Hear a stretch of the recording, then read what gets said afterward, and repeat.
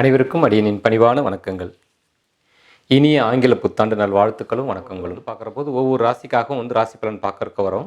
இதில் நம்ம இந்த 2024ல் எப்படிலாம் இருக்கோம் அப்படிங்கிற ஒரு விஷயத்தை நம்ம பார்க்கறக்கு வரும். சனீஸ்வரர் ராகு கேது பயிற்சி இப்பொழுது குரு பகவான் இருக்கக்கூடிய நிலைகள் எல்லாம் வைத்து மற்ற கிரகங்கள் இருக்கிற நிலைகளையும் வைத்தும் உங்கள் ராசிக்கு இந்த ஒரு வருஷத்துக்கான ஒரு ஆயுள் பலன் மாதிரி எப்படி இருந்துக்கலாம், எப்படி நடந்துக்கலாம், மனதை நம்ம எப்படி வச்சுக்கலாம் அப்படிங்கிறத பற்றின சில விஷயங்கள்லாம் பார்க்கறக்கு வரும். இது உங்களுக்கு ரொம்ப பயனுள்ளதாக இருக்க வரும். நம்ம வாழ்க்கையில் நிறைய தேவைகள் இருக்குது, நிறைய விஷயங்கள் எதிர்பார்ப்புகள் இருக்கும், பல கேள்விகளுக்கும் நமக்கு விடை கிடைக்காமல் இருக்க வரலாம். அவைகளெல்லாம் உங்களுடைய தனிப்பட்ட ஜாதகத்தை பார்த்து முடிவு செய்கிறது தான் சிறந்த வழியாக இருக்க வரும். பொதுவாக எப்படி இருந்துக்கலாம், இந்த கிரகத்துடைய அசைவுகளில் நம்முடைய வாழ்க்கையில் எது போன்ற ஒரு அசைவுகள் இருக்கணும், எப்படி நம்ம வச்சுக்கிட்டா நல்லாயிருக்கும் அப்படிங்கிற ஒரு ஒரு விஷயத்தை தெரிஞ்சுக்கிறதுக்காக தான் இதை நீங்கள் பயன்படுத்தி வரணும். முழுமையாக உங்கள் வாழ்க்கையே நான் சொல்லக்கூடிய இந்த பலன்தான் தீர்மானிச்சிரும் அப்படின்னு நீங்கள் நினைக்க வேண்டாம். தனிப்பட்ட ஜாதகம் தீர்மானிக்க வரும். அந்த தனிப்பட்ட ஜாதகத்தையும் தன்முனைப்பு, சுயமுயற்சி, விடாப்பிடி, கட்டுப்பாடுகள் இவைகள் எல்லாம் கடந்து நம்முடைய தான தர்மங்கள் நம்மளை சிறப்பான முறையில் வழிநடத்த செய்ய வரும். மனமே அத்தனைக்கும் காரணம். எனவே அந்த மனதை கொண்டு நம்ம வாழ்க்கையில் சகலத்தையும் வெல்லவும் முடியும். தன்முனைப்போட விழிப்புணர்ச்சியோடு இருந்துக்குவாங்க. உங்களுடைய வாழ்க்கை சிறப்பாக இருக்க செய்வரும். இந்த ஜோதிடத்தை அது கூட இணைச்சு நம்ம வாழ்க்கையில் சில தடைகள்லாம் வரும். நம்ம வாழ்க்கையில் சில அதிர்ஷ்டங்களும் நம்ம வாழ்க்கையில் குறுக்கீடுகள் அவ்வப்போது போக வரும். அதை கொஞ்சம் அப்படியே தெரிஞ்சுக்கிட்டு அதுக்கேற்ற மாதிரி பயணம் பண்ணோம்னா நிச்சயமாக வெற்றிகரமான வாழ்க்கையாகவே இருக்க வரும். அதற்காக வேண்டிதான் இந்த ஒரு சின்ன இந்த ராசி பலன்ற ஒரு பதிவு உங்களுக்கு நான் கொடுத்துட்டு வரேன். தொடர்ச்சியாக பாருங்கள். ஒவ்வொரு ராசிக்காகவும் தனித்தனியாக இதெல்லாம் கொடுக்கறக்கு வரேன். தொடர்ந்து பாருங்கள். ஆத்ம வணக்கங்கள். நட்சத்திர அதிர்ஷ்டங்கள் இந்த புத்தகம் ஒரு சிறந்த வாழ்க்கைக்கு வழிகாட்டியாக இருக்க வரும். அனைவரிடம் இருக்க வேண்டிய ஒரு அத்தியாவசியமான வழிகாட்டி புத்தகம் இந்த புத்தகம். இந்த ஒரு புத்தகம் உங்கள் குடும்பம், பரம்பரை யாவருக்கும் பலன் தரக்கூடியதாக இருக்க வரும். அனைவருமே பார்த்துக்க வரலாம். ஒரு புத்தகத்திலேயே பேப்பர் புத்தகம் கிடையாது. இது பிடிஎஃப் ஃபார்மேட்டில் மொபைல், கம்ப்யூட்டர், லேப்டாப்பில் படிக்கக்கூடிய வசதி கொண்ட புத்தகம் இந்த புத்தகம். விரும்புவோர் வாங்கி பலன் பெறலாம். நன்றி. சிம்மராசி அன்பர்களுக்கு வணக்கம். நம்ம இப்போது இந்த 2024ஆம் ஆண்டுக்கான பலன் மாத்திரம் கிடையாது. பொதுவாக வாழ்நாள் முழுக்க நீங்கள் கடைபிடிக்க வேண்டிய சில அணுகுமுறைகளில் நான் இதில் சொல்லறதுக்கு வரேன். தலைப்பிலே பார்த்தீங்கன்னா அணுகுமுறை இந்த பயிற்சி பலன் தான் சொல்லியிருக்க வருவேன். இந்த அணுகுமுறை அப்படிங்கிறது என்னென்னா, வாழ்க்கையில் நம்ம கடைபிடிக்க வேண்டிய ஒரு வித்தைகள் என்ன அப்படிங்கிற விஷயந்தான். ஒரு எளிமையான வழி இருக்கும். அந்த வழியை விட்டுட்டு நம்ம இன்னொருத்தர் வாழை பின்னாடி சுற்றிட்டே வருவோம் பொது வாழ்க்கையில். இப்போ என்னென்னா, நாமளே எல்லா திறனோடு இருக்கிறோம், நல்லா படிச்சிருக்கிறோம், வேலைக்கு போகிறோம், நம்மளே சம்பாதிக்கிறோம் அப்படின்னா நம்ம இன்னொருத்தர்கிட்ட எதிர்பார்க்க வேண்டிய அவசியம் கிடையாது. நம்மளே சுயமாக எல்லாவற்றையுமே சாதிச்சு கொள்ள முடியும். இன்னொருத்தருடைய உதவிகளை தேட வேண்டிய அவசியம் இருக்க வராது, இல்லைங்களா? அப்போது அவங்களுடைய ஜென்ம பலங்களை பலப்படுத்திக்கிட்டாலே, தன்னுடைய வாழ்நாளில் தன்னுடைய ராசி, லக்கண, நட்சத்திரங்களை பலமைப்படுத்திக்கிட்டாலே நம்முடைய சுயபலமாகப்பட்டது தன்னாலே பெருகி நிற்க வரும். சின்ன வயசுலேருந்து அதை கடைபிடிக்க தவறிட்டால் கூட இதை கேட்கக்கூடிய வருங்காலத்திலேயாச்சும் அதெல்லாம் நம்ம கடைபிடிச்சோம்னாக்கா வாழ்க்கையில் நிச்சயமாக வெற்றிகரமான வாழ்க்கையை வாழச் செய்யலாம். அதற்காக வேண்டிய சில அணுகுமுறைகள் நான் இதில் சொல்ல இருக்க வரேன். இப்போ இருக்கக்கூடிய சூழ்நிலைகள்லாம் எப்படி அப்படி எடுத்துட்டோம்னாக்கா, கிரகங்களை வச்சு தான், சனீஸ்வரர், ராகு, கேது, குரு பகவான் இவங்களுடைய நிலைகளை வச்சு தான் நம்ம பார்க்க இருக்க வரும். உங்களுக்கு பாக்கியத்தில் குரு பகவான் இருக்க வரார். 9ஆம் வீட்டில் குரு பகவான். நிறைய பயிற்சி பலன்லாம் கேட்டிருக்க வரீங்க. பாக்கியத்தில் குரு பகவான் ஓடி போனாலும் 9ல் குரு இருக்கணும்பா, தான தர்மத்துடைய பலாபலெல்லாம் பெருக்கி தருவார், இறைவளத்தை எல்லாம் பெருக்கி தரக்கூடியவர், நமக்கு முன்னோர்களுடைய அனுகிரகத்தை எல்லாம் பெற்றுக் கொடுத்து அவர்கள் செய்த நன்மைகள்லாம் பெற்றுக் கொடுத்து நம்ம ஓஹோ ஆகான்னு வாழ்வோம் அப்படிங்கிற விஷயங்கள்லாம் கேட்டுக்கொள்வீங்க. அதெல்லாம் உண்மைதான், இல்லைன்னு சொல்ல முடியாது. குரு பகவானுடைய அருள் கடாட்சாரமாகப்பட்டது பாக்கியஸ்தானத்தில் அமர்ந்து மிக அற்புதமான ஒரு பலனை வழங்கக்கூடிய இடத்துல தான் அவர் இருக்கிறாரு. உங்களுடைய ஜென்ம ராசியையும் அவர் பார்வையும் செய்ய வராரு. ஒரு மனிதனுடைய சுயபலம் அப்படிங்கிறத எடுத்துட்டாக்கா, நம்முடைய தாத்தா, நம்முடைய குலதெய்வத்துடைய பலம், நம்முடைய தந்தையாருடைய, தாயாருடைய பலம், நம்முடைய பலம், இவைகள் தான். இவைகளை சொல்லக்கூடியது பார்த்தீங்கன்னாக்கா, நம்முடைய ஜென்ம ராசி, நம்ம ஜென்ம ராசியிலேருந்து 5வது வீடு, அந்த ஜென்ம ராசியிலிருந்து 9வது வீடு, 1, 5, 9ன்னு சொல்லுவாங்க. அதுக்கு திரிகோண வீடு, லட்சுமி ஸ்தானம்லாம் சொல்ல வருவாங்க. இந்த ஸ்தான பாவத்தை எல்லாம் குரு பகவானாகப்பட்டவர் பார்வை செய்தாருன்னாக்கா யோகமாக இருக்கும் எல்லாருக்குமே. அது மிக முக்கியமாக இந்த ஸ்தானங்களுக்கு உரியவராக இருப்பதே குரு பகவானாக இருக்கிறதுனால குருவுடைய அனுகிரகமாகப்பட்டது பரிபூர்ணமாக கிடைத்தாகணுன்ற ஒரு விதிகள் உண்டு. எப்பொழுதுமே கிடைக்கும். குரு எங்கிருந்தாலும் குருவுடைய அனுகிரகம் எப்பொழுதும் இருக்கும். அவர் உங்களுடைய நட்பு கிரகம், அவர் தான். நெருப்பு ராசியோடு சம்பந்தப்பட்டவர் உங்களுடைய சிம்மராசி, நெருப்பு ராசி. ஆகையால் இவைகளெல்லாம் ஒரு நல்லதை தரக்கூடிய விஷயந்தான். இருந்தாலும் எல்லாரும் சொன்னாங்க, நாங்கள் எதிர்பார்த்துக்கிட்டு இருந்தோம், 9ல் குரு இருக்கிற போது ரொம்ப க்ஷேமமாக இருக்கணும்னு சொல்லியிருந்தாங்க, ஆனால் பெருசாக எதுவும் எங்களுக்கு கிடைக்கலன்ற ஏமாற்றங்கள் நிறைய பேருக்கு இருந்திருக்கும். உண்மைதான். அதற்கு காரணம் சனிதேவர். ஜனவரி மாதமே பெயர்ச்சியானவர். உங்களுடைய ஜென்ம ராசியை நேரடியாக பார்வை பண்ணவர். குரு பகவான் உங்கள் ஜென்ம ராசி நேரடியாக பார்வை பண்ணுறாரு. இதனுடைய விளைவாக என்ன ஆகிடுதுன்னா, சனீஸ்வருடைய பார்வை பலம் தான் எப்பொழுதும் பலமானது. குருவுடைய பார்வை கோடி புண்ணியம் பெறுன்னு சொல்ல வருவாங்க. புண்ணிய பலாபலனை கொடுக்க வரும். ஆனால் அவருடைய அனுகிரகத்தை பரிபூரணமாக அனுபவிக்கணும் அப்படின்னாக்கா மற்ற கிரகங்களுடைய பார்வைகள் அங்கே விழக்கூடாது. குறிப்பாக தீய கிரகங்களுடைய பார்வை விழக்கூடாது.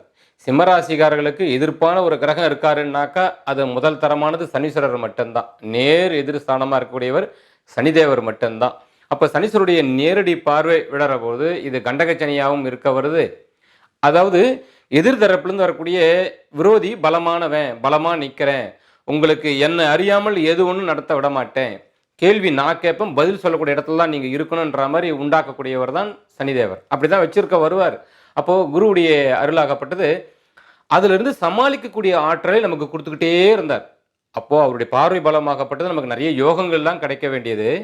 ஆனால் யோகம் கிடைக்கல. இருந்தாலும் கூட குரு பார்வைக்குன்னு ஒரு பலம் இருக்குல்ல, சரி எதிரியை சமாளிக்கக்கூடிய ஆற்றலை எனக்கு கொடுத்தாருன்ற முறையில் தான் சிம்மராசிக்காரர்களுக்கு கொடுத்துட்டு வரார். நீங்கள் அரசியல் தலைவராக இருந்தாலும் சரி, சாமானிய மனிதராக இருந்தாலும் சரி, எப்படியோ சமாளிச்சுக்கிட்டு நீங்கள் எல்லாருக்கும் எதிர் சொல்லோட எதிர்த்து நீங்கள் வாழறீங்க, இப்போ தன்னம்பிக்கையோடு நீங்கள் இருக்கிறீங்க அப்படின்னு சொன்னால் அதுக்கு காரணம் என்ன? குருவுடைய பார்வை தான். இந்த குரு பார்வை மே மாதத்துக்கு பிறகு வந்து இடம் மாற செய்ய வராரு. நீங்கள் செய்யக்கூடிய தொழிலெலாம் ரொம்ப கவனமாக இருக்க வரணும். அதை பற்றி நம்ம தனிப்பதிவாக நம்ம பார்க்க வரோம்.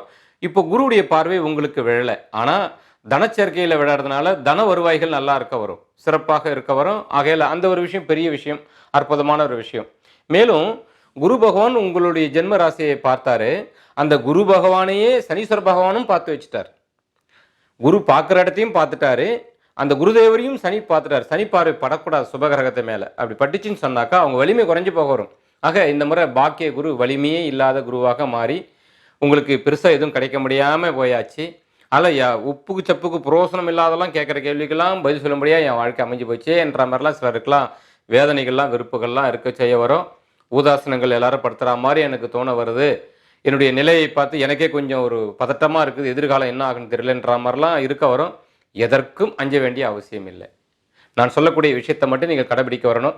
கடைபிடிக்கிறவங்க நிறைய பேர் இருக்க வரலாம், சமாளித்த வாழ்க்கை வாழ செய்ய வருவாங்க. என்னது அப்படின்னா, நீங்கள் தெரிஞ்சிக்க வேண்டிய ஒரு ரகசியம், இந்த அணுகுமுறைன்னு நான் சொன்னேன் இல்லையா, அதில் மிக முக்கியமானது இதுதான். நவ கிரகத்தில் ஆத்ம கிரகம் என்று சொல்லக்கூடியவர் சூரிய தேவர். இந்த சூரிய பகவானுடைய சக்தியை கொண்டு தான் இந்த லோகத்தில் வாழக்கூடிய அத்தனை ஜீவராசிகள்கிட்டையுமே வந்து அந்த சக்தி இருக்கும். அந்த சக்தி இல்லைன்னாக்கா அது பிணத்துக்கு சமமான ஒன்று தான். அது நிலையான மரங்களாக இருந்தாலும் சரி, உயிர் நடமாடக்கூடிய உயிர்களாக இருந்தாலும் சரிங்க, சூரியனுடைய பலன் ஒன்று இல்லைன்னாக்கா அவ்வளோதான். அப்போது இந்த சூரியன் தான் வந்து நவகிரக தலைவன் சொல்லுவாங்க, நவகிரக நாயகன் அவர் தான் சொல்ல வருவாங்க. அவர் எதிர்த்து யாரும் ஜெயிக்க முடியாதுன்னு சொல்லுவாங்க. எப்படியாப்பட்ட ஒரு அசுரனை கூட சரிங்க, இப்போ ராவணேஸ்வரன் இருக்கிறாரு, ராவணேஸ்வரனா ராமரால் ஜெயிக்க முடியல, சோர்ந்து போய் உட்காந்துருக்கிறார், என்ன பண்ணுறதுன்னு தெரியலன்னும் போது அகத்திய முனிவர் வந்து சொல்ல வருவார். சூரிய தேவன் நினச்சி ஆதித்ய ஹிருதயம் அந்த மந்திரத்தை படிச்சிங்கன்னா அந்த சூரிய தேவனுடைய அருளால் உனக்கு ஆத்ம பலம் பெருகும், ஆத்ம பலம் கிடச்சிச்சுனாக்க யாரை வேணாலும் ஜெயிக்கக்கூடிய ஆற்றல் கிடச்சிரும்னு சொல்லி அந்த ஆதித்ய ஹிருதயத்தை அவர் தான் வந்து அகத்திய முனிவர் தான் வந்து ராமருக்கு போதிச்சிருப்பார். ராமபுரான் அதை ஓதி 21 நாட்கள் ஏதோ கணக்கெல்லாம் சொல்ல வருவாங்க. அதில் நமக்கு புராண பாவத்தில் சிலரெல்லாம் வந்து ஒரு நாள் ஓதுன்னு சொல்லுவாங்க. 21 நாள் கணக்கு நமக்கு தெரிஞ்சது, என் குருநாதர் சொன்னது 21 நாள் ஆதித்ய ஹிருதயத்தை ஓதக்கூடியவங்களுக்கு சூரிய தேவர் நினச்சி யாரெல்லாம் பிரார்த்தனை செய்கிறாங்களோ அவங்களுக்கு வந்து இந்த ஆத்ம பலம் பெருகும் அப்படி சொல்லுவாங்க. இந்த ஆத்ம பலம் பெருகிட்டா எத்தனை பெரிய விரோதிகள் இருந்தாலும் அத்தனை பேரையும் வெற்றி கொள்ளக்கூடிய வாய்ப்புகள் நமக்கு எளிமையாக இருக்கும், இயற்கையாக இருக்கும். ஏன்னா சூரியனுடைய சாட்சியான ஒரு மண்டலத்தில் தான் நம்முடைய நட்சத்திரம் இருக்கும்.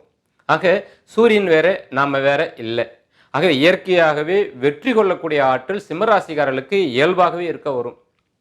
தினசரி சூரிய நமஸ்காரம் செய்கிற பழக்கத்தை வச்சுக்கிட்டாக்கா, சனீஸ்வரர் இப்போது கண்டச்சனியாக இருக்கிறாரு, அடுத்த 2.5 வருஷத்தில் அஷ்டம சனியாக போக வருவார்.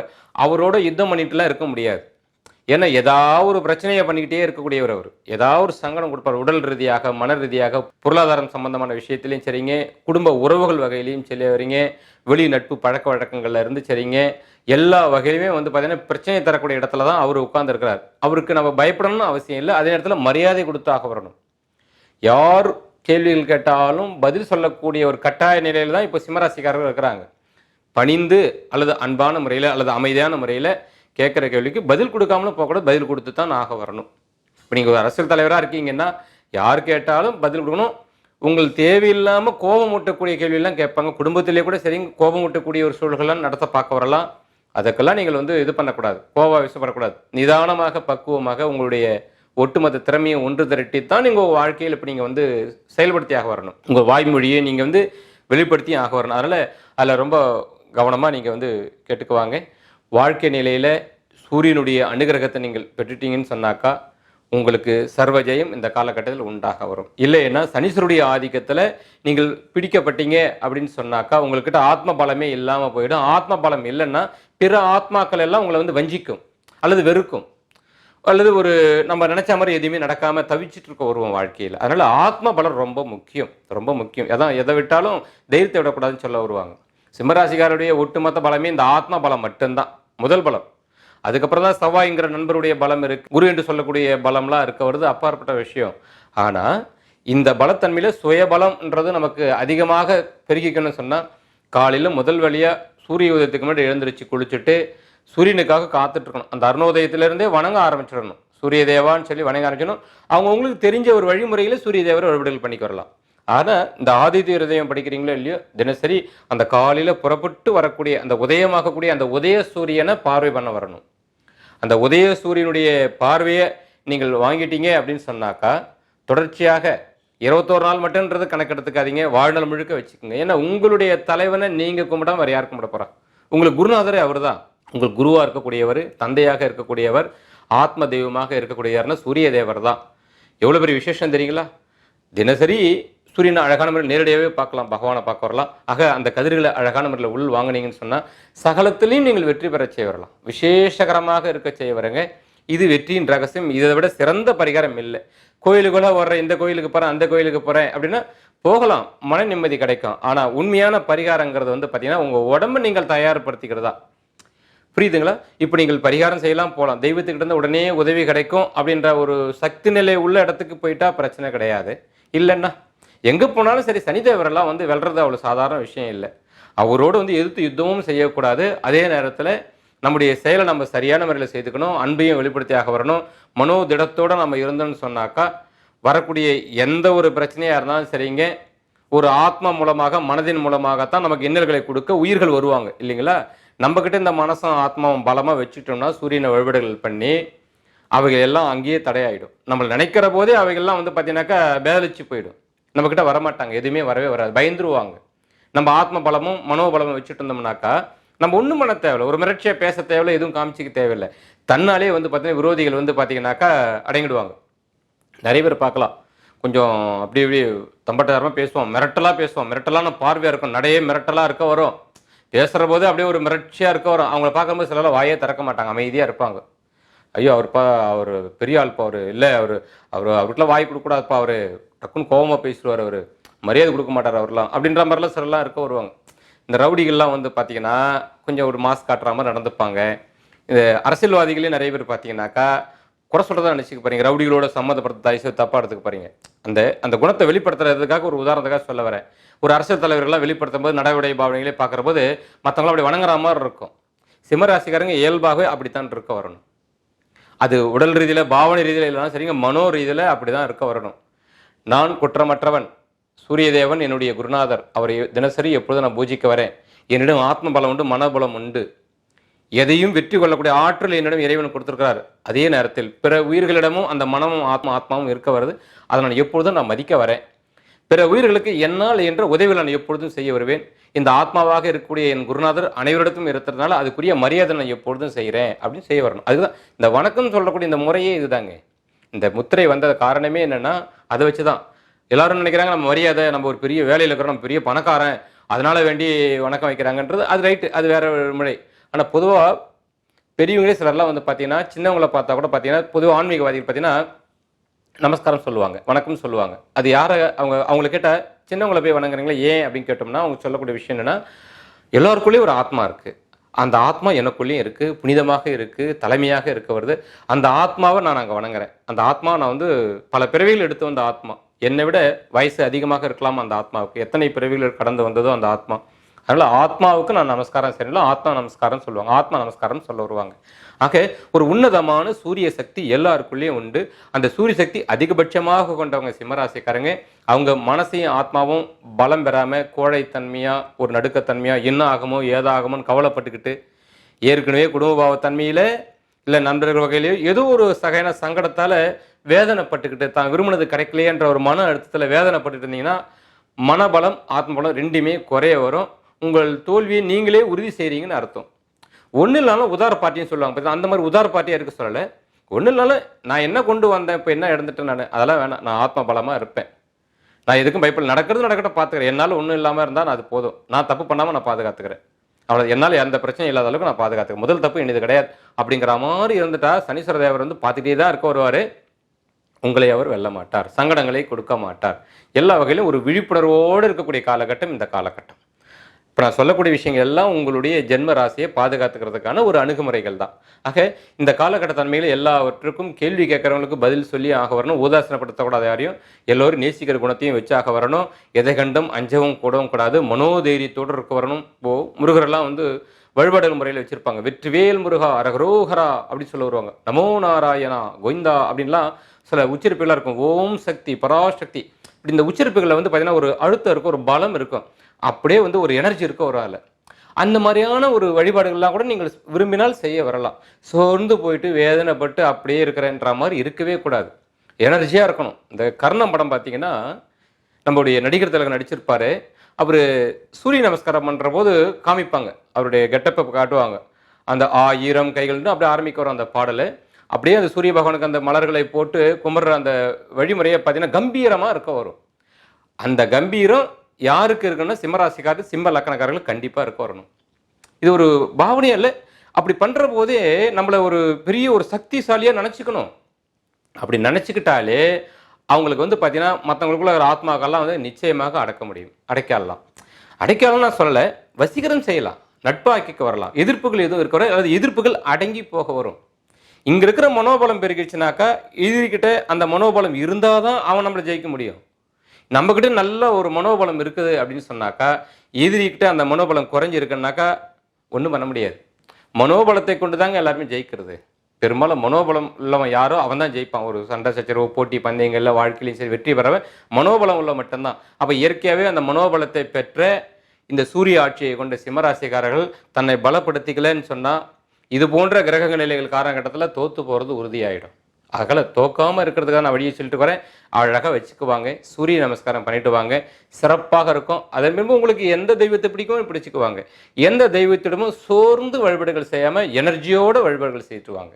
சிறப்பாக இருக்க வர உங்களுக்கு இது முதல் உங்களுடைய ஜென்ம ராசியை பலப்படுத்துறதுக்கான வழிமுறையாக இதை பிடிச்சிக்குவாங்க. ஆக உங்களுடைய ஜென்மத்தை பலப்படுத்தி கொண்டால் யாருடைய கேள்விக்கும் பதில் சொல்லலாம், எதையும் எதிர்த்து நிற்க வரலாம், வெற்றி உங்களதாகவே இருக்க செய்ய வரும் வாழ்க்கையில். இது அழகாக புரிஞ்சுக்குவாங்க. உங்களுடைய தனசன பாவையில் பார்க்குற போது சனீஸ்வரருடைய இந்த பலமாகப்பட்டது உங்களுக்கு தனச்சேர்க்கையை வருங்காலத்தில் கொஞ்சம் குறைச்சி தான் கொடுத்துருக்க வரும். 1000 கேள்விகள் வர்றதும் தெரியாது, போகிறதும் தெரியாது, காற்றுல அடிச்சுட்டு போயிட்டே இருக்கிற மாதிரி தான் இருந்திருக்க வரும். ஆனால் வரக்கூடிய மே மாதம் முதற்கொண்டு எடுத்துட்டாக்கா உங்களுக்கு வருமானங்கள் பெருக வரும். அதை நீங்கள் இப்போ தை மாதத்துலேருந்தே வந்து பார்த்தீங்கன்னா கொஞ்சம் உணர செய்யலாம். கொஞ்சம் பரவாயில்ல, இந்த மாதிரி இல்லை, வீண் செலவு நிறையா ஆகிடுச்சு, இல்லை வரவு குறைவாக இருந்து செலவு அதிகமாகச்சு அப்படின்னு நிலைகள் மாறி இப்போ வரவு கொஞ்சம் பரவாயில்ல, செலவுகள் கொஞ்சம் குறைஞ்சிருக்கு, இந்த மாதிரி கஷ்டங்கள் எங்களுக்கு தெரியல, நல்லா இருக்குன்ற மாதிரி இருக்கிறோம். மே மாதம் வரல கொஞ்சம் அதுக்காக பொறுக்க வரணும். அந்த குரு பயிற்சியாகப்பட்டது பொதுவாக எல்லாரும் நல்லா இல்லை, 10ல் குரு வந்தால் பதவி வரிவகம் அப்படின்னு சொல்ல வருவாங்க. எது நடந்தாலும் உங்களுக்கு நன்மையாக நடக்கிறோம். அதுக்கு தான் நான் சொல்கிறது, இப்போதுலேருந்தே இந்த பலனை கேட்குற போதே உங்கள் ஆத்ம பலத்தை பிறகு நாளை காலையிலேருந்து அழகான முறையில் போய் சூரிய நமஸ்காரத்துக்காக போய் நின்றுடுங்க. சிறப்பாக இருக்க வரும். தொடர்ச்சி அதை விட பெரிய பிரார்த்தனையிலும் வேறு எந்த கோயிலும் கொடுக்காதுங்க. சூரிய நமஸ்காரத்தில் கிடைக்காத ஒரு பலன் வேறு எங்கேருந்து நீங்கள் பெறவே முடியாது. இந்த உலகமே சரி சூரியன்கிட்டேருந்து கிடைக்கக்கூடிய எனர்ஜி தான் முதல்ல. அதை கொண்டு தான் கோயில்களே இயங்கிக்கிட்டு இருக்கு. அது எந்த சாமியாரும் அதனால் தெய்வங்களை நான் குறை சொல்லலை. ஒரு தெய்வீக சக்தியை அந்த இடத்துல ஒரு தக்க வைக்கிறது தான் மந்திரம் சொல்கிறது, எல்லா வகையான விஷயங்களும் அங்கே கையாளுறதெல்லாம் வந்து பார்த்தீங்கன்னா அந்த கோபுர கலசம் முதற்கொண்டு இருக்கிறதே வந்து அதுக்கு தான். அந்த சக்திகள்லாம் எங்கிருந்து அந்த ஆட்ட சக்தி கிடைக்கணும், சூரியன்கிட்ட இருந்து தான் கிடைக்க வரணும், அங்கிருந்தான் எடுத்தாகணும். அங்கிருந்தான் சந்திரனுக்கு, சந்திரனில் தான் பூமிக்கு. இது அறிவியல் ரீதியாக எடுத்தாலும் சரி, ஆன்மீக ரீதியாக எடுத்தாலும் சரிங்க, இதுதான் உண்மை. அதனால் அந்த சூரியனையே நீங்கள் நேரடியாக நீங்கள் வழிபாடுகள் செய்கிற பொழுது சிறப்பாக இருக்கும். அதுக்கப்புறம் விரும்பின எல்லா சாமியும் நீங்கள் கும்பிடுங்க, வேணான்னு சொல்லவே இல்லை, விசேஷமானது. அதனால் இதெல்லாம் அழகான கடைபிடிச்சுக்குவாங்க. சிறப்பாக உங்களுக்கு இருக்க செய்வருங்க. உங்கள் தனமும் சிறப்பாக இருக்கரும். குடும்பத்தில் இந்த குழப்பங்கள்லாம் விலகச் செய்வரும். குடும்பத்தில் மகிழ்ச்சிகள் ஓங்கச் செய்வரும். குடும்பத்தாரே என்ன ஆகும் ஏதாகும் பயந்துட்டு இருந்த நிலைகள்லாம் மாறி, இப்போ மகிழ்ச்சிகள்லாம் பெருகக்கூடிய காலகட்டத்தை நோக்கி பயணம் பண்ணிட்டு இருக்க வரைங்க. கொஞ்சம் கொஞ்சமாக மாறுவர சொல்லிட்டு மே மாதம் வரல கொஞ்சம் நீங்கள் வந்து கொஞ்சம் பொறுமகாத்தாக வரணும் அப்படின்னு சொல்லிட்டு அது வரல இருக்கும். அதுக்கப்புறம் உங்களுக்கு எல்லாமும் வந்து சிறப்பாகவே இருக்க வரும் குறையில. இந்த மனோ கவலைகள், மன ரீதியான கவலைகள் இதெல்லாம் கொஞ்சம் இருக்கும். அதனால என்ன ஆகும்னா உடல் ரீதியாக கொஞ்சம் தளர்வுகள் தெரிய வரும். அதான் நமக்கு ஒன்றுமே இல்லை. நோயை கண்டெல்லாம் பயப்படக்கூடாது. நோயில் ஒன்று இருக்காது. மனோநோய் தான் பெரிய நோயாக இருக்குது. என்னன்னே தெரியலங்க ஒரு மன அழுத்தமாகவே இருக்குங்க அப்படிங்கிற மாதிரி இருக்கிறோம். அதுக்கு இடம் கொடுத்தீங்க அது பெருசாக போயிடும். எனக்கு ஒன்றும் இல்லை, நான் நல்லா தான் இருக்கிறேன், டாக்டரே இருக்குன்னு சொன்னாலும் சரிங்க, அது பெருசுப்படுத்திக்காதீங்க. நான் அதெல்லாம் பார்த்துக்கிறேன், எனக்கு ஒன்றும் ஆக வராது, எனக்கு கவலை இல்லை அப்படிங்கிற மாதிரி நீங்கள் இருந்துட்டா உங்களுக்கு சிறப்பாக இருக்கிறோம். இது நான் ஏன் சொல்கிறேன்றதுக்கு ஒரு காரணங்கள் இருக்க வருதுங்க. சனிதேவர் இப்போ 7ஆம் இடத்துல அமர்ந்திருக்கிறாருன்னு சொன்னோம் இல்லையா? சனிதேவர் உங்களையே பார்த்துட்டு இருக்காரு சொன்னேன் இல்லையா? இந்த சனீஸ்வர பகவான் தான் உங்களுடைய நோய் சாணத்துக்குரியவர். அவர் தான். அவர் ஒரு பெரிய நோய்னா சிவன் நோயின்னு சொல்லுவாங்க. மருத்துவர்களால் தீர்க்க முடியாத ஒரு நோயைத்தான் கொடுக்க வருவார். இன்னைக்கு எல்லாத்துக்கும் மருந்து கண்டுபிடிச்சிட்டாங்களே, எதுக்கும் தீர்க்க முடியாததெல்லாம் ஒன்றுமே கிடையாதுன்ற மாதிரி நீங்கள் கேள்வி கேட்க வரலாம். மனநோயை நாம் மட்டும்தான் தீர்த்துக்க முடியும், அல்லது நம்ம அமையக்கூடிய சூழல்கள் மட்டும்தான் தீர்க்க முடியும். வேறு எந்த மருத்துவராலையும் தீர்க்க முடியாது. ஒரு தகுதியான குருவுடைய ஆலோசனைகள் கிடைக்கலாம். அது மருத்துவராகவும் இருக்கலாம், பிற நபர்களாகவும் இருக்க வரலாம். ஆக அவங்க ஒரு குரு. அவங்களோட ஆலோசனையை கேட்டு நம்ம மனசை அதை ஏற்றுக்கிட்டு அதுலேருந்து மீண்டு வந்தால் மனநோய் விலகும். இல்லை நம்ம விரும்பக்கூடிய சூழல் நல்ல விதமாக எல்லாம் நடந்துடுச்சுனாக்கா அந்த மனநோய் விலகும். அவ்வளோதான். தனித்த ஒரு மருந்துன்றது கிடையாது. அந்த மனநோயை உண்டாக்குறதுக்காக என்னென்ன சூழலாம் உங்களுக்கு கேட்டு போடணுமோ எல்லா வேலையும் பார்க்குறவர் தான் சனீஸ்வர பகவான். நோய் கிரகமே அவர் தான். ஆகையால் அவர்கிட்ட இருந்து தப்பிக்கிறது தான் முதல்ல நான் சொன்னேன். இந்த சூரிய நமஸ்காரத்துலேருந்து மனசை நீங்கள் இப்படி வச்சுக்குங்கன்றதுலேருந்து பக்குவமாக வச்சுக்கோங்க, அன்பாக இருந்துக்கங்க, யார்கிட்டையும் கோவப்படாதீங்க அப்படிங்கிறதான் சொன்ன காரணம் தான். இந்த நேரத்தில் உங்களுடைய சுயமரியாதை முன்ன பெருசாக நிப்பாட்டக்கூடாது. நான் யார் தெரியுமா, நான் எப்படி என்னையே நீ கேள்வி கேட்குறேன், நீ அப்படிலாம் இருக்கவே கூடாது. நீ எவ்வளோ பெரிய சின்ன ஆளாக தான் பரவாயில்ல, நான் உன்னை மதிக்கிறேன், என்ன கேட்கணுமே கேள்வி நான் சொல்கிறேன், அழகான வேறு அப்படி சொல்லிட்டு அப்படி போயிட்டே இருக்க வரணும். ரொம்ப நைஸாக போயிடணும். சிரிச்ச முகத்தோடு அப்படியே சமாளிச்சுட்டு போயிட்டே இருக்க வரணும். அந்த ஒரு பக்குவம் இருந்தால் சனீஸ்வரர் ஈஸியான முறையில் ஜெயிச்சிடலாம். இல்லைனா அவருக்காக 5 வருஷம் நம்ம வாழ்க்கையில் வந்து வீணாக வந்து நம்ம மனசை போட்டு கடத்திட்டு இருக்க வரணும், வெறுப்படைய வரணும். அதுக்காக ஜெயிக்கிறதுக்கான வழிமுறைகள் சொல்கிறேன். ஏன்னா எத்தனை குரு பயிற்சிகள் வந்தாலும் சரிங்க, குருன்னா குரு பயிற்சி மட்டும் சொல்லிட்டு இருக்க வருவாங்க, ராகுனா ராகு பயிற்சி மட்டும் சொல்லிட்டு வருவாங்க. எல்லாத்தையும் கூட்டி கழிச்சு தான் பலன் இருக்க வரணும். சனீஸ்வரர் ஒருத்தர் தான் நேரடியான மிகவும் ஜென்ம விரோதின்னு அவர் ஒருத்தர் தான் சிம்மராசிக்கு. ஆகையால் தான் அவரிடம் நம்ம கவனமாக இருந்துட்டோம்னா அவருடைய அன்பை பெறதுக்காக சின்ன சின்ன தான தர்மங்கள் நம்ம செய்துட்டோன்னு சொன்னாக்கா நமக்கு ஒரு குறையும் வராது. அவர் அமைதியாக இருப்பார். ஒரு மாற்றுத்திறனாளிகளுக்கு உதவிகள் செய்ய வர்றது, ஆதரவற்றவங்களுக்கு உதவிகள் செய்ய வர்றது, அவங்க மேலே அன்பு செலுத்துறது, ஒரு ஒரு சாதாரணமாக அடிமட்ட வேலை செய்கிறாங்கன்னா அதை கண்டு ஊதாசனப்படுத்தாமல் யாருக்கிட்டையும் ஒரு பாகுபாடுகள் பார்க்காம அன்பாக நேசித்து நம்ம இருக்கிறோன்னு சொன்னாக்கா சனிதேவர் மகிழ்ந்துருவார். அவர் நம்ம வந்து சண்டைக்கு எடுக்கலன்னு அர்த்தம், அவர் நம்ம நட்பாக்கிட்டோன்னு அர்த்தம். இந்த குணங்கள்லாம் இருந்துக்கு வரணும். அதெல்லாம் வச்சுட்டாலே போதுமான சனீஸ்வரர் ஜெயிச்சிடலாம். இந்த 5 ஆண்டுகளில் வாழ்நாள் முழுக்க சனீஸ்வரர் தான் எப்பவுமே உங்களுக்கு விரோதி. அவர் தான் நோய் தரர். அவர் தான் எதிர்ப்பாக நின்று உங்ககிட்ட இருந்து கேள்வி கேட்குறவரோ அல்லது தண்டனை தரக்கூடிய ஆற்றலோ யாருக்கு இருக்குன்னாக்கா அவர் ஒருத்தருக்கு மட்டும்தான் இருக்க வருது. ராகுக்கு இதெல்லாம் கொஞ்ச நேரம் கொடுப்பாங்க, அப்புறம் விலகி போயிடுவாங்க. கொஞ்ச நேரம் தான். கிரகணம் பிடிச்சா கூட பார்த்தீங்கன்னாக்கா கொஞ்ச நேரம் தான் இருக்கும், ரொம்ப நேரம்லாம் இருக்காது. ஒரு நாள் முழுக்க இருக்காது கிரகணம்லாம். ஆக சனீஸ்வரர் மட்டும் பிடிச்சாருனாக்கா விட்டே வைக்க மாட்டார். அதனால தான் சொல்ல வரேன், உங்களுடைய தனிப்பட்ட சக்தியை நீங்கள் பிரிக்கிறது இப்படிலாம் நீங்கள் இருந்துக்கணும் அப்படின்னு சொல்லக்கிறதுனால இதை நீங்கள் அழகான முறையில் வச்சுக்குவாங்க, சிறப்பாக இருக்க வரும். உங்களுடைய தனஸ்தானத்தில் கேது பகவான் வந்திருக்கிறார். குடும்ப வீட்டில் கேது பகவான் இருக்கிறார். குடும்பத்தின் மேலே பற்றுதலாக இருக்கலாம். அதற்காக வேண்டி ஐயோ என் குடும்பத்துக்காக நான் இதெல்லாம் சேகரித்து வைக்கணுமே, ஐயோ எல்லாரும் என்னை வந்து புரிஞ்சிக்கல, இப்படி பண்ணுறாங்களே, வருமானம் இல்லையே, குறைவாக இருக்குதே, இல்லை நிறைய வருமானம் எனக்கு வேணும் அப்படின்னு நீங்கள் அதில் ஒரு பெரிய பற்றுதல் வச்சு ஒரு அலைச்சல்னு வச்சுக்கலாம், ஆசைன்னு இருக்கலாம், இல்லை தேவைகள் எங்களுக்கு இருக்குன்றதுக்காக இருக்கலாம். எப்படி நீங்கள் பதட்டப்பட்டாலும் சரிங்க, அந்த இடத்துல ஒன்றுமே இல்லாமல் போயிடும், எல்லாம் பொய்யா போயிடும். புரியலாம். மீண்டும் ஒரு முறை சொல்ல வரேன் பாருங்கள். கேது பகவான் ஆகப்பட்டவர் எப்பவுமே தான் உட்கார்ந்த இடத்துல வந்து பார்த்தீங்கன்னா அங்கே இருக்கக்கூடிய உணர்வுகள், நாம் விரும்பக்கூடிய விஷயங்கள் எல்லாம் வந்து பார்த்தீங்கன்னா ரொம்ப சிறுசாக்கிடுவார். பெருசாக்க வளர விட மாட்டார், சிறுசாக்கிடுவார். அப்போ உறவுகளுடைய பாசத்தை நீங்கள் எதிர்பார்க்குறீங்கன்னா இந்த மாதிரி எனக்கு பாசம் கிடைக்கலைங்க, அது சிறுசாக்கிடுவார். எனக்கு நிறைய பணம் வரணும்னு நினச்சி நான் கடுமையாக உழைக்க ட்ரை பண்ணுறேன், ஆனால் பணமே வரமாட்டேங்குதுங்க. நான் சேகரித்து வச்ச பணத்தை வச்சு இன்னும் சேகரிக்கணும்னு ஆசைப்பட்றேன், சேமிப்பெல்லாம் வேகமாக கரையுதுங்க. அதெல்லாம் சிறுசாக்கிடுவார். புரிய வருதுங்களா? என் சொல்லுக்கு மரியாதை இருக்குன்னு எதிர்பார்க்குறேன், என் வீட்டில் என்னை யாரும் மதிக்கவே மாட்டுறாங்க. இப்படி அவர் இருக்கிறது வந்து வாக்குஸ்தானம், குடும்பஸ்தானம், நம்முடைய தனம் என்று சொல்லக்கூடிய வருவாய் ஸ்தானம், இதெல்லாம் சொல்லக்கூடிய இடத்துல தான் வந்து உட்கார்ந்துருக்கிறார். அப்போ நம்ம என்ன பண்ண வரோம்னா அந்த இடத்துல ஒரு சன்னியாசி மாதிரி நடந்துக்கணும். நம்ம சொல்ல வேண்டிய கடமையை சொல்கிறேன், கேட்டால் எல்லாம் பரவாயில்ல, அவங்கவுங்களுக்கு ஒரு புத்தி இருக்குது, கடவுள் அவங்கள பார்த்து நான் ஒன்றும் அதில் குறை சொல்லலை, நான் எதுவும் ஈகோலாம் வைக்கல, அவங்ககிட்ட ஏதோ ஒரு அன்புலாம் பெருசாக இருப்பாங்களா, இருக்கிறது இருக்கட்டும் பரவாயில்ல. அப்படியே ஒரு சாதாரணமாக நீங்கள் எடுத்துக்கு வரணும். வருமானமா என்னால் முடிஞ்சாலும் உழைக்கிறேன், வந்தால் வரட்டும், வரலாம் பரவாயில்ல. ஏன்னா ஒரு சுயத்தொழில் செய்கிறவங்களாம் வந்து பார்த்தீங்கன்னா இப்போ ஜன வசீகரம் குறைஞ்ச மாதிரியே இருக்க வரும். வெளி தொடர்பு அப்படின்றது நம்முடைய 7ஆம் வீட்டிலேருந்து நடக்கக்கூடிய ஒரு செயல். 7ஆம் வீட்டில் சனீஸ்வரர் உட்காந்து யாரையும் விடமாட்டேன்னு பிடிச்சி வச்சுக்கிறாருல, நம்ம நினைக்கிறது ஒன்றா இருக்கும், நடக்கிறது ஒன்றா இருக்கும் வருங்க. சனிதேவர் அதனால உங்களுக்கு வந்து எல்லாருக்குள்ளே இருக்கக்கூடிய மனசு, இந்த ஆத்மா, அதை பலப்படுத்துவதற்காக நீங்கள் பலமாயிட்டா அதெல்லாம் இழுத்து வந்துடும் உங்ககிட்ட. நல்ல வியாபாரம் நடக்க செய்வார். சுயதொழில் செய்கிறவங்களும் சரி, இல்லை பொதுவாக ஒரு சம்பளத்துக்கு வேலை செய்ய சரி, அந்த இடத்துல ஒரு நல்ல மதிப்பு வேணும் இல்லையா? வெளிநபர்கள் அல்ல நண்பர்கள் நம்மளை பார்த்து ஒரு வாழ்த்து தெரிவிக்கணும், இல்லைனாலும் நமக்கு எதுவும் சங்கடம் தராமல் இருந்தால் அதுவே போதுமானது இல்லையா? எல்லாம் மண்ணை பார்க்க வருவாங்க, சனீஸ்வருடைய அருளால் எல்லாம் மண்ணை பார்க்க வருவாங்க. அதெல்லாம் இல்லாத அளவுக்கு தவிடுபடியாக்கணும் நம்முடைய பலம் இருக்கணும். அதுதான் நான் ஆரம்பத்துலேருந்து சொல்கிற காரணம் அதுதான். அதனால் இதை நீங்கள் அழகாக வச்சுக்கணும். குடும்ப வீட்லேயும் வந்து பார்த்திங்கன்னா அந்த வருமானத்தை வந்து குறைச்சி கொடுக்க பார்க்க வருவார். அதனால் எதுவுமேலே அதில் ஒரு பற்றுதல் இல்லாமல் வரட்டும், சேமிப்பா அதை எண்ணிது இல்லைப்பா, அது மட்டும் கிடக்கட்டும், ஃபிக்ஸட் டெபாசிட்டில் போட்டு வச்சா மாதிரி அதை அப்படியே நினச்சி அப்படியே விட்டுடணும், அமைதியாக அப்படியே இருந்துக்கு வரணும். அப்படி இருந்தால் அந்த இடத்த வந்து பாதுகாத்துக்கலாம். மேலும் யாரிடமும் எதிர்வாதங்கள் செய்யக்கூடாது. நான் ஆரம்பி சொல்கிறேன், யார் கேள்வி கேட்டாலும் உப்புக்கு சப்புக்கு புரோஜனம் இல்லாதவன், ஒன்றுத்துக்கும் உதவாதவங்களும் கேள்வி கேட்பான், நின்று அமைதியாக பதில் சொல்லிட்டு அப்படியே போயிடணும். மாட்டிக்கிற மாதிரியோ கோபாவேசமாகவோ நீ எல்லாம் கேட்டால் நான் பதில் சொல்ல மாட்டேன் போகவே கூடாது. நீங்கள் சாதாரண ஒரு குடும்பத்தில் இருந்தாலும் சரி, உயர்ந்த அரசியல் பதவியில் இருந்தாலும் சரிங்க, இந்த காலகட்டம் முடிஞ்ச அளவுக்கு ஒரு அப்படி பதுங்குற மாதிரி அப்படி போயிடணும் வாழ்க்கையில். அப்படி இருந்துட்டா ஒன்றும் குறையில்லை. அல்லது வார்த்தையை விடக்கூடாது. யாராவது செய்யக்கூடிய தவறுகள்லாம் நீங்கள் வந்து கேள்வி கேட்டுட்டு இருந்தீங்கன்னா குடும்பத்தில், இப்படி பண்ணுங்க அப்படி பண்ணுங்க, இப்படி தான் இருக்கணும் அப்படி தான் இருக்கணும்னா, ஒருத்தரும் என் வார்த்தையை மதிக்க மாட்டாங்கன்றது இன்னும் கொஞ்சம் கோபம் அதிகமாக வரும். அப்போ என்ன ஆக வரும்னா, தேவையில்லை குடும்பத்தில் வந்து கலக்கத்தை உண்டாக்கிடும். கேது பகவான் இருக்கிற இருப்பு அப்படி ஆகையில் அந்த இடத்த வந்து அப்படியே கொஞ்சம் கவனமாக நீங்கள் அப்படியே விட்டுடுங்க. பெருசாக அந்த இது பண்ண வேண்டாம். உங்கள் அன்பை மட்டும் செலுத்துங்கள், அங்கேருந்து எந்த பலனையும் எதிர்பார்க்காதீங்க. அப்படி வச்சுக்கோங்க, எல்லாம் நல்லதாக நடக்க வரும். கேது பகவான்கிட்ட ஒரு பரிகாரமாக நீங்கள் வாங்கினா விநாயகரை போய் கும்பிட்டா மட்டும் சரியாயிடாது. விநாயகர் தான் அதுக்கு இது அதிதேவதைன்னு சொல்லுவாங்க. ஒரு நல்ல புத்தியை கொடுப்பாரப்பா. குடும்பத்தார்னா கொஞ்சம் அப்படி இப்படி தான் இருப்பாங்க, அவங்களுடைய கெட்ட நேரம்னு ஒன்று இருக்குது இல்லையா, அதெல்லாம் பெருசாக கண்டுக்காதீங்க, அப்படியே விடுங்க அப்படின்ற மாதிரி நல்ல புத்தியை கொடுக்குறார். இப்போ நான் என்ன பண்ணுறேன்னா, விநாயகர் பெருமான் கொடுக்க வேண்டிய புத்தியை நான் உங்களுக்கு இப்போ நீங்கள் கடைபிடிச்சிக்கணும்னு நான் சொல்ல வரேன். அங்கே பெருசாக எதையும் எதிர்பார்த்துக்காதீங்க. நேரம் சரியில்லாத போது கொஞ்சம் ஜன வசீகரம் கம்மியாக தான் இருக்கும், வருமானம் குறைவாக தான் இருக்க வரும், இல்லை வர்றதெல்லாம் அப்படியே போயிட்டு இருக்குன்ற மாதிரிலாம் இருக்க வரும். பார்த்துக்கலாம், முடிஞ்ச அளவுக்கு நம்ம எவ்வளோ உஷாராக இருக்கணும் இருந்துக்கலாம். அது மேலே ஒரு பற்றுதல் ஆசை வைக்காமல் இருக்கணும்.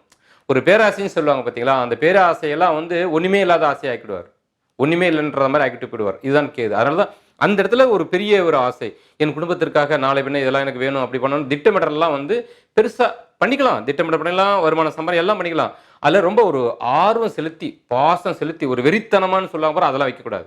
வச்சா கேது பகவானுக்கு அது பிடிக்காது, ஒன்றுமே இல்லாமல் ஆக்கிட்டு போயிடுவார். அதனால அந்த நிலையில் கொஞ்சம் அழகாக பார்த்து, கேது பகவான் இருக்கக்கூடிய நிலைகளாகப்பட்டது அப்படி தான் இருக்க வருது. முயற்சி கொஞ்சம் கூடுதலாக இருக்க வரணும். அது உங்களுக்கு சுற்றி உங்களுக்குன்னு ஆப்போசிட் கிரகங்கள்லாம் வந்து வலிமையாக நிற்கிறாங்க இல்லையா, அப்போ உங்களுடைய சுய பலத்தை தான் வாழணும் முதலே சொல்லிட்டு. அதில் ஒன்றுத்துல எல்லா பலமும் இருக்குது. முயற்சின்றது ஒரு மெத்தனமாக இருக்கக்கூடாது. இந்த மாதிரி இல்லாமல் கொஞ்சம் சோம்பலாக இருக்குது, கொஞ்சம் சீக்கிரம் எழுந்திருக்கிறாலும் இப்போ கொஞ்சம் லேட்டாக தான் எழுந்திருக்கிறேன், காலைல எழுந்திருக்கும்போது உடம்புல அடிச்சு போட்ட மாதிரி இருக்குது, ஏதோ எனக்குள்ளே வலிமை குறையுதோ, கொஞ்சம் வயோதிகம் தட்டுதோ அப்படின்ற மாதிரிலாம் இருக்குது. இயலாமையெல்லாம் கொஞ்சம் இருக்க வருதுங்க, மெத்தனமாக இருக்கிறேன், இந்த மாதிரி சுறுசுறுப்பாக யோசிக்க மாட்டேங்கிறேன், ரொம்ப வார்த்தை தடுமாறுது, என்னுடைய செயல்களும் பார்க்குற போது கொஞ்சம் அப்படியே போயிட்டுருக்கு, நாள் ஓடிடுது. ஆனால் அன்றைக்கி நாள் முழுக்க என்ன பண்ணனே எனக்கு தெரியலன்ற மாதிரிலாம் இருக்குன்ற மாதிரிலாம் இருக்கும். நீங்கள் தான் முழுமையாக செயல்பட்டாக வரணும். முழு முயற்சியோடு எப்பவும் போல் எனர்ஜியாக இருந்தாக வரணும். உங்களுடைய சுகபோகங்கள் ஸ்தானங்கள் எல்லாம் நல்லா இருக்கும், அதெல்லாம் ஒன்றும் இல்லை. உங்கள் முயற்சியால் நீங்கள் ஒரு வீடு வாகனங்கள் வாங்குறது போகிறது சந்தோஷங்கள் எல்லாம் நல்லா இருக்கும், அதெல்லாம் ஒன்றும் கிடையாது. அதில் எந்த ஒரு குறையும் இல்லை, எல்லாம் நலமாக இருக்கிறோம். உங்கள் குழந்தைகளும் நல்லா நலமாக இருக்க வருவாங்க, வளமையாக இருக்க வருவாங்க. குழந்தை பிறப்பை எதிர்பார்க்குறவங்களும் நல்லபடியாக குழந்தைகள் அமைய செய்ய வருங்க. குலதெய்வத்தினுடைய அனுகிரகமும் சிறப்பாக இருக்க வரும். அதில் எந்த குறையில் அதெல்லாம் உங்களுக்கு காத்து நிற்க வரும், எப்பவுமே கிடைக்கும். சிம்மராசிக்காரர்களுக்கு எப்பொழுதும் நீங்கள் வணங்கினாலும் குலதெய்வம் உங்களுக்காக காத்துக்கிட்டு இருக்க வரும். அதனால் போயிட்டு அடிக்கடி பார்த்துட்டு வாங்க, கண்டிப்பாக குலதெய்வ அனுகிரகம் கிடைக்க வரும். ஏன்னா அந்த ஸ்தானத்துக்கு குலதெய்வ ஸ்தானத்துக்கு அதிபதியே குரு பகவான் தான். குரு பகவான் உங்களுக்கு ஆத்ம நண்பர். உங்கள் ராசி ஒரு அக்னி, அதே போல் உங்களுடைய இந்த தனுர் ராசி தான் குலதெய்வத்தை பற்றி சொல்லக்கூடியது, அதுவும் அக்னி தான். அதுபோல் உங்களுக்கு பித்ருகள் நீங்கள் வழிபாடுகள் பண்ணாலும் சரிங்க, பித்ருகள் செய்ய வேண்டிய கடமையை செய்தாலும் சரிங்க, உங்களுக்கு நல்ல சிறந்த பலன் கிடைக்க வரும். அதுதான் எல்லாருமே ஒரு தான தர்மம் செய்துட்டு சூரியன் சாட்சியாக தான் பித்ருக்களுக்கு வந்து தானம் கொடுப்பாங்க. 3 முறை தண்ணி எடுத்து வர்றது, எள்ளும் தண்ணி இருந்த தர்ப்பணம் கொடுக்குறதுலாம் சூரியனை சாட்சியை வச்சு சூரியன் தான் படைக்க வருவாங்க. ஏன்னா ஆத்மா கிரகமே அவர் தான். முன்னோர்கள்லாம் ஆத்மாவாக இருக்க வருவாங்கன்றக்காக சொல்ல வருவாங்க. இந்த ஆத்ம கிரகமே உங்களுடைய தலைவன் தான். அப்போ உங்களுக்கு நீங்கள் செய்ய வேண்டிய கடமை எவ்வளோ அழகாக செய்ய வரணும் இல்லைங்களா? அதுதான் பொதுவாக குடும்ப தலைவன் செய்யணும்னு சொல்லுவாங்க பெரியவங்களுக்கெல்லாம். நீங்களே வயசு சின்னவராக இருந்தாலும் சரி, இளையவராக இருந்தாலும் சரி, உங்கள் குடும்பத்தில் சிம்ம ராசி சிம்ம லக்னம் பிறந்துட்டாலே அவர் ஒரு தலைவன் தான், தலைவன் தான். அதனால் அதெல்லாம் நீங்கள் அழகாக முறையான முறையில் உங்கள் பித்திருக்களை முறையாக வழிபாடுகள் செய்துட்டு வாங்க, உங்களுக்கு பலம் கிடைக்கிறோம். அந்த பித்ரு ஸ்தானங்கிறது எதுனாக்கா மேஷ ராசி. அந்த வீடு ஒரு அக்னி வீடு தான். அங்கே தான் உங்களுடைய ராசிநாதன் சூரியன் உச்சம் பெறக்கூடிய வீடே அதுதான். இப்போ குரு பகவான் அங்கே தான் இருக்காரு. அங்கிருந்தா உங்கள் ஜென்ம ராசியை பார்வை பண்ணுறாரு. அவரை சனீஸ்வர பகவான் பார்த்து தடுத்து நிப்பாட்டிட்டாரு. குரு பகவான் பார்க்குற உங்கள் ஜென்ம ராசியை அவரும் பார்த்து குருவுடைய முழு சக்தி உங்களுக்கு கிடைக்க விடாமலும் தடுத்துட்டு இருக்கிறாரு. இருந்தாலும் உங்களுக்கு கிடைக்காமல் போகாது. பித்ருக்களுடைய அனுகிரகமும் உங்கள் குலதெய்வத்தை நகரும் கிடைத்தே தீர வரும். அதனால் அடிக்கடி நீங்கள் அதை பலப்படுத்துங்க. நீங்கள் எங்கன்னா பார்த்துங்க, நான் பலப்படுத்துகிறேன் பாருங்க சொல்லி பலப்படுத்திட்டே இருக்கணும். அவரோட யுத்தம் செய்ய முடியாது, யுத்தமே செய்யக்கூடாது. சனி தேவர்கிட்ட மட்டும் எப்பயுமே அவரோட அன்பாக அப்படி போயிடணும், பாலிசாக போயிடணும்னு சொல்லுவாங்க பார்த்தீங்களா, நட்பாக போயிடணும்னு சொல்லுவாங்க. நட்பு இல்லைனாலும் அப்படியே ஓரம் ஒதுங்கி போயிடணும். யுத்தம் மட்டும் செய்யவே கூடாது. எதிர் தரப்பினர் யாராக இருந்தாலும் கேள்வி கேட்டால் அதான் பதில் சொல்லணும்னு சொன்ன காரணம் அதாங்க. உதாசனமே படுத்தக்கூடாது. நீ என்ன கேட்குறது நான் என்ன பதில் சொல்ல, அப்படி இருக்கவே கூடாது. யாராக சரி, உங்கள் வாழ்க்கை துணையாக இருந்தாலும் சரி, நண்பர்களாக இருந்தாலும் சரி, வெளிநபர்களாக சரிங்க, அவங்களோட யுத்தம் செய்கிறீங்கன்னா யார் உங்களோட வராங்களோ, யுத்தம் செய்து வராங்களோ, இல்லை உங்களை வந்து எரிச்சல் முட்டை வராங்களோ, அங்கே சனீஸ்வரர் வேலை செய்கிறாருன்னு நீங்கள் அழகாக புரிஞ்சுக்கலாம். அங்கே அடடா அமைதியாகிட்டோம்னு சொல்லி எதிர்க்கக்கூடாதுன்னு சொல்லிட்டு அப்படியே அவங்களோட பக்குவமாக போகிற மாதிரி, அவங்களோட ஒத்து பாடுற மாதிரி போய் நைஸாக அப்படி வெளியே வந்துடணும் அந்த பிரச்சனையிலேருந்து. இது ரொம்ப புரிஞ்சுக்குவாங்க. ஏன்னா சனீஸ்வரர் அப்படி தான் செய்ய வைக்க வருவார். அதனால் இந்த நிலையை பற்றி கவலைப்பட தேவையில்லை. நீங்கள் உங்கள் குலதெய்வத்தெல்லாம் வழிபாடு பண்ணிங்கன்னாக்கா எல்லாம் சிறப்பாக இருக்க வரும். விரோதி சனது முதலே சொல்லிட்டு உங்கள் நோய் நொடி கடன் வம்பு வழக்குகள் இதெல்லாம் இருக்க பார்க்க வரும். கொஞ்சம் தலை தூக்க பார்க்க வரும். ஏற்கனவே கடன்லாம் வச்சுருக்கிறீங்கன்னாக்கா கொஞ்சம் அடைக்க முடியலைங்க, திணறேன், ரொம்ப திணறி நிற்கிறேன், நான் தீர மாட்டேங்குது கடன் மட்டும். ஒன்றுமே இல்லாதவங்ககிட்ட கடன் வாங்கிட்டு அவன் படுத்துகிற பாடு இருக்கு, ரொம்ப கொடுமைப்பட்டுறான்ற மாதிரிலாம் இருக்க வரும். கவலைப்படாதீங்க, மே மாதத்துலேருந்து எல்லாம் சரியாக போக வரும், விசேஷமாக இருக்க வரும். குருவுடைய அனுகிரகம் அற்புதமாக இருக்க வரதுனால கேது பகவான் மேலே பட ஆரம்பிச்சிடும். கேது பகவான் மேலே பட்ட உடனே பார்த்தீங்கன்னா அந்த கேது பகவான் வேறு மாதிரியே மாற்றி விட்டுருவார். குருவுடைய பார்வைப்பட்ட வேறு மாதிரியே மாறுவார். தெய்வ அனுகூலங்கள், தர்ம அனுகூலங்களை நீங்கள் பெருக்கி வச்சுருக்கீங்கன்னா, இல்லை இதுக்கப்புறமா நீங்கள் பெருக்கிறீங்கன்னு சொன்னாக்கா அந்த அனுகிரகத்தால் தனச்சேர்க்கைகள் பெருக வரும். உங்களுக்கு இந்த கடன் எல்லாம் விலகி போகும். நோய்ங்கிறது நான் முதலே சொல்லிட்டேன், தீர்க்க முடியாத நோய்ங்கிறது எதுவுமே கிடையாது. மனநோயை மட்டும் சரி பண்ணிட்டேன், இருக்கிற எந்த நோயாக இருந்தாலும் ஓடி போயிடும். மருத்துவரால் குணப்படுத்தக்கூடிய நோய் தான் உங்களுக்கு இருந்தாலும் சரிங்க, அது உங்களை படுத்திட்டு இருக்குன்னா சரிங்க, அதெல்லாம் விலகி போக வரும். கவலைப்பட தேவையில்லை, சிறப்பாக இருக்கும். இந்த நேரத்தில் கல்யாணம்லாம் பண்ணலாமா, தாராளமாக செய்ய வரலாம். பொருத்தம் பார்த்து மட்டும் கல்யாணம் பண்ணிக்கு வரணும். ஏன்னா சனிதேவர் அங்கே இருக்கிறாரு. சனிதேவர் நீங்கள் விரும்புகிற மாதிரியே எதிர்பார்க்க முடியாது இந்த காலகட்டம். அவ்வளோதான். இறைவா, யார் வந்து நீங்கள் ஆணாக இருந்தாலும் பெண்ணா சரிங்க, வர வாழ்க்கை துணையோடு நான் அன்பு செலுத்துகிறேன். என் அன்பில் எந்த குறைபாடும் இல்லாமல் வாழ்க்கையை அனுசரித்து வாழக்கூடிய நல்ல குணத்தை எனக்கு கொடுங்க. ஆசை 60 நாள், மோகம் 30 நாள் சொல்லுவாங்களோ, அந்த மாதிரி என் வாழ்க்கை இல்லாமல் கடைசி காலம் வரை நேசித்து நாங்கள் வாழ்க்கை வாழணும். அந்த வாழ்க்கைக்கான வரத்தை எங்களுக்கு கொடுங்க இறைவான்னு சொல்லிட்டு, எதுவாக இருந்தாலும் ஒரு கோரிக்கைக்கு நாங்கள் பெருசாக இல்லாமல் ஏதோ பொருத்தம் இருந்தால் சரிதான், நல்லபடியாக நான் வாழ கிடைக்கிறத நான் ஏற்றுக்கிறேன் இறைவா அப்படின்னு சொல்லிட்டு மனப்பூர்வமாக அந்த வாழ்க்கையை தான் விரும்பக்கூடியதாக இருக்க வரணும். நான் அந்த வாழ்க்கையை நேசிக்கிறேன்.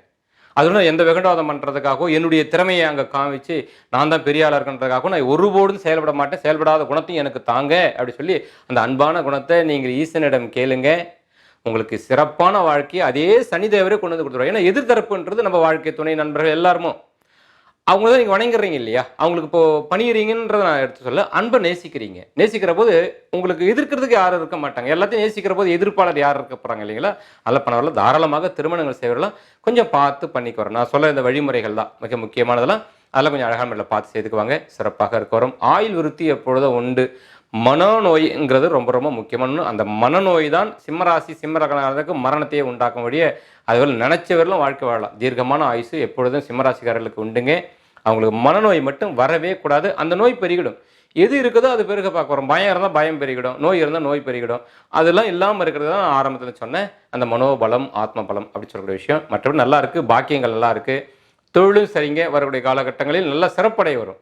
இதுவரை சுணக்கமாக இருக்குது, தொழில் செய்ய எனக்கு பிடிக்கலைங்க, ஒரு வெறுப்பாக இருக்குது, என்னடா இது, எதுக்கடா இந்த தொழிலை செய்கிறேன்னு தெரியல. எவ்வளோ பெரிய ஆளாக இருந்தாலும் சரிங்க, நீங்கள் முதலமைச்சராக இருந்தாலும் சரி, இல்லை ஒரு சாதாரணமான ஒரு வேலை செய்தாலும் சரிங்க, உங்களுக்கு தொழில் மேலே வெறுப்பாக இருக்கும்.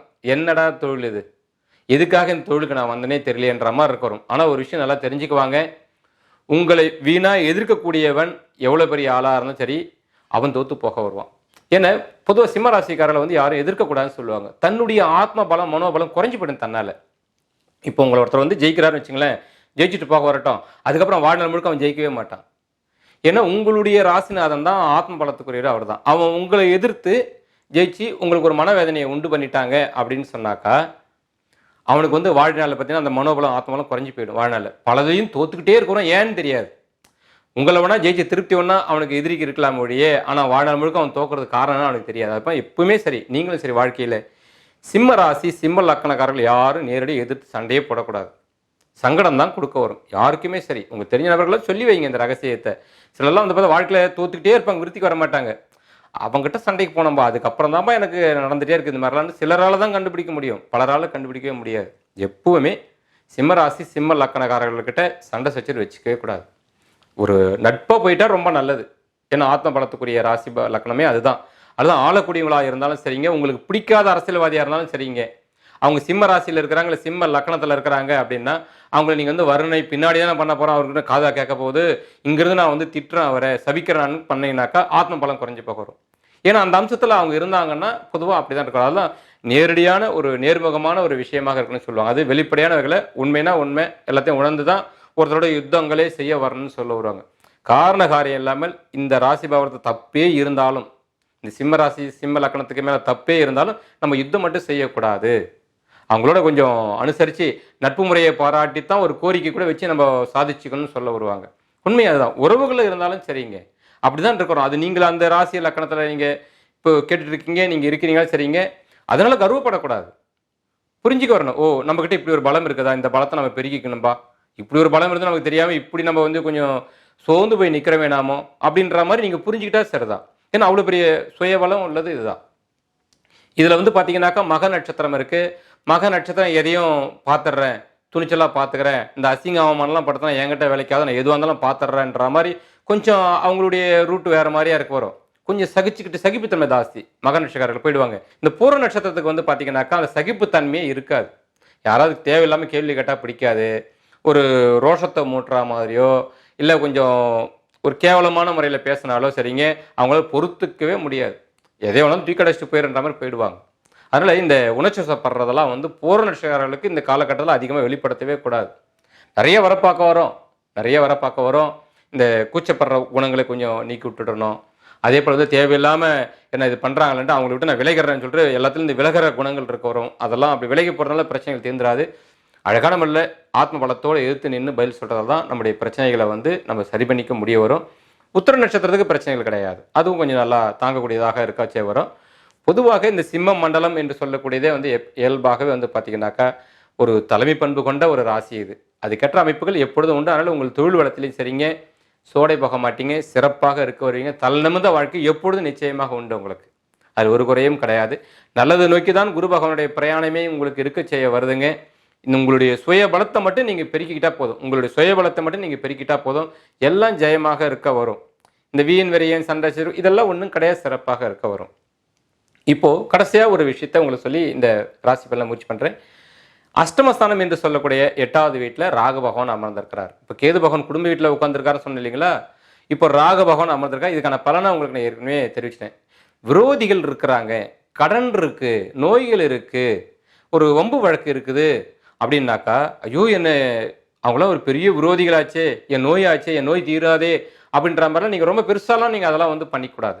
அதை நீங்கள் சிறுசாக ஆக்கிறதுக்கு எப்பொழுதும் நீங்கள் வந்து முயற்சி பண்ணியாக வரணும்.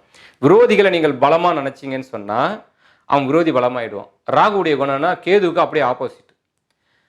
கேது இருக்கிறத சிறுதாக ஆக்கிடும், ராகு இருக்கிறத பெருசாக ஆக்கிடும். இப்போ பெருசாக ஆக்குறது சிறுசாக ஆக்குறதும் யார்கிட்ட இருக்குன்னா உங்ககிட்ட தாங்க இருக்க வருது.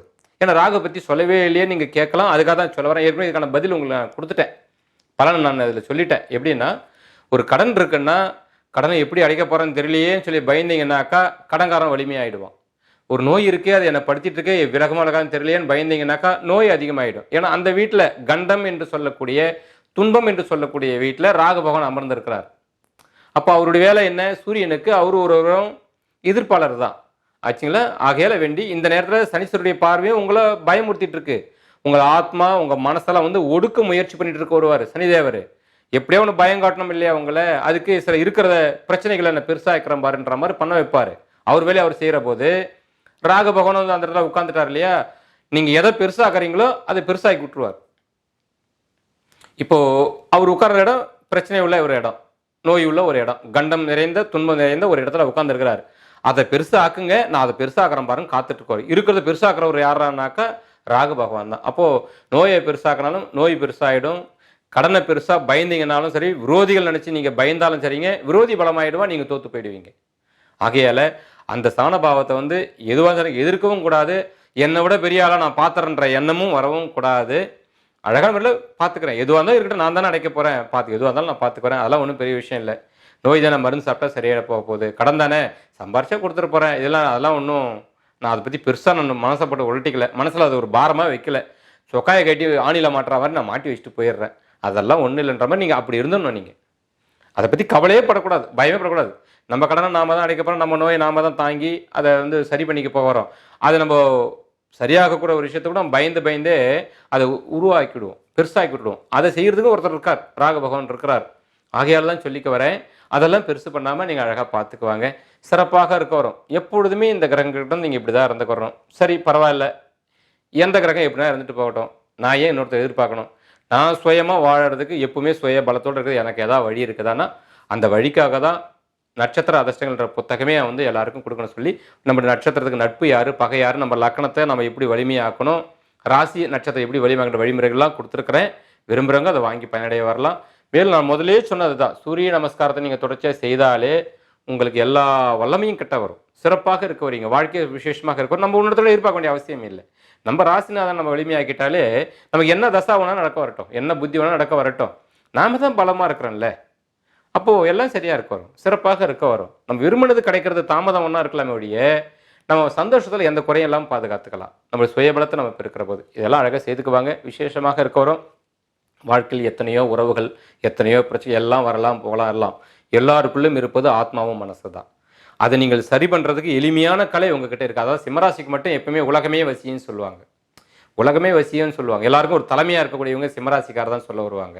அப்போ அந்த ராசியில் பிறந்துட்டு தலைமையாக இருக்கிறதுக்கு நம்ம பிறக்கிற போதே நம்ம முன்னோர்களால் நம்ம கொடுக்கப்பட்ட பாவ வினைகள் நம்ம என்ன பண்ண ஒரு தலைமையாக இருக்க விடாமல் கீழே போட்டு வச்சிருக்க வரும்.